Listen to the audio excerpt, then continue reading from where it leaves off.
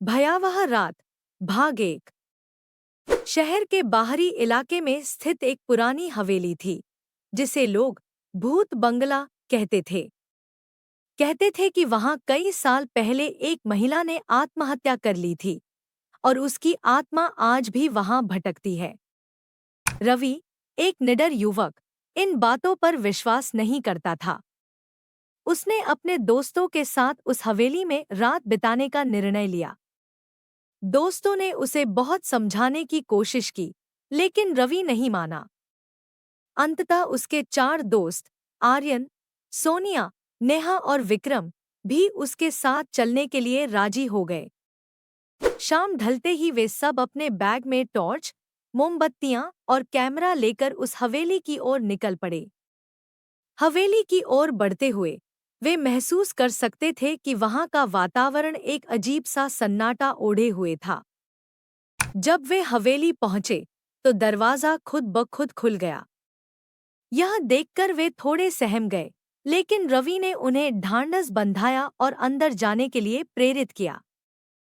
हवेली के अंदर घुसते ही चारों ओर धूल और जाले फैले हुए थे।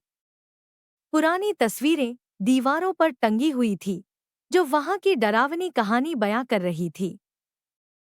सबने एक कमरे में बैठकर बात करना शुरू किया। रवि ने कहा, देखो, कुछ भी डरावना नहीं है। ये सब मनगढ़ंत बातें हैं। तभी एक ठंडी हवा का झोंका आया और मोमबत्ती की लौ बुझ गई। सबकी चीखें गूंज उठीं, लेकिन रवि ने उन्हें शांत किया और टॉर्च जलाकर देखने लगा। अचानक हवेली की एक खिड़की जोर से धड़धड़ाने लगी। विक्रम ने कहा, ये क्या हो रहा है? चलो यहाँ से निकलते हैं। लेकिन रवि ने उन्हें रोका और कहा, हम यहाँ आए हैं तो पूरी रात बिताकर ही जाएंगे। तभी सोनिया ने एक छाया देखी जो दीवार पर हिल रही थी। उसने डरते हुए कहा, वह देखो, वहां कोई है। सबने मुड़कर देखा, लेकिन वहां कुछ नहीं था। रवि ने कहा, यह सिर्फ हमारा वहम है। चलो दूसरे कमरे में चलते हैं। वे सब दूसरे कमरे की ओर बढ़े। उस कमरे में एक पुराना झूला था जो अपने आप हिल रहा था। नेहा ने कहा, ये सब क्या हो रहा है? मुझे यहाँ अच्छा नहीं लग रहा। तभी दरवाजा जोर से बंद हो गया और चारों ओर अंधेरा छा गया। सब डर के मारे एक दूसरे के पास सिमट गए। अचानक एक गहरी आवाज आई, तुम लोग यहाँ क्यों आए हो? आवाज सुनकर सबके रोंगटे खड़े हो गए। भयावह रात भाग एक। शहर के बाहरी इलाके में स्थित एक पुरानी हवेली थी जिसे लोग भूत बंगला कहते थे कि वहां कई साल पहले एक महिला ने आत्महत्या कर ली थी और उसकी आत्मा आज भी वहां भटकती है। रवि, एक निडर युवक, इन बातों पर विश्वास नहीं करता था। उसने अपने दोस्तों के साथ उस हवेली में रात बिताने का निर्णय लिया। दोस्तों ने उसे बहुत समझाने की कोशिश की, लेकिन रवि नहीं माना। अंततः उसके 4 दोस्त आर्यन, सोनिया, नेहा और विक्रम भी उसके साथ चलने के लिए राजी हो गए।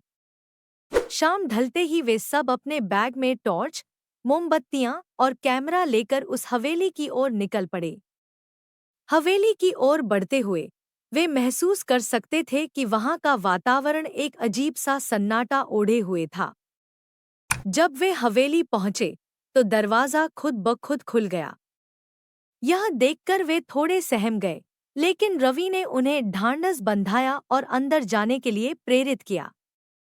हवेली के अंदर घुसते ही चारों ओर धूल और जाले फैले हुए थे।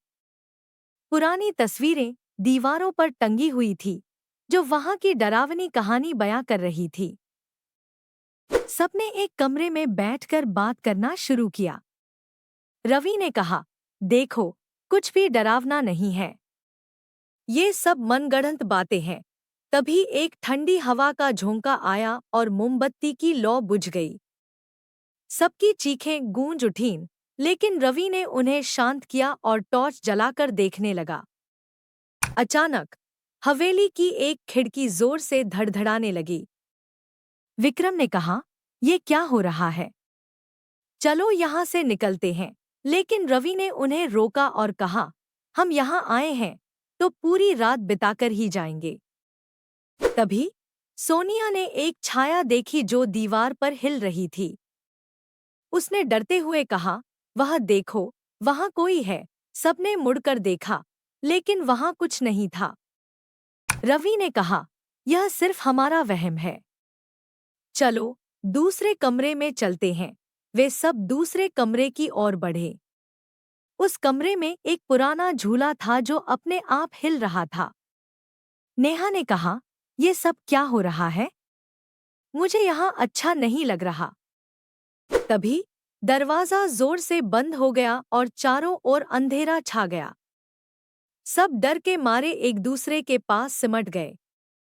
अचानक एक गहरी आवाज आई, तुम लोग यहाँ क्यों आए हो? आवाज सुनकर सबके रोंगटे खड़े हो गए।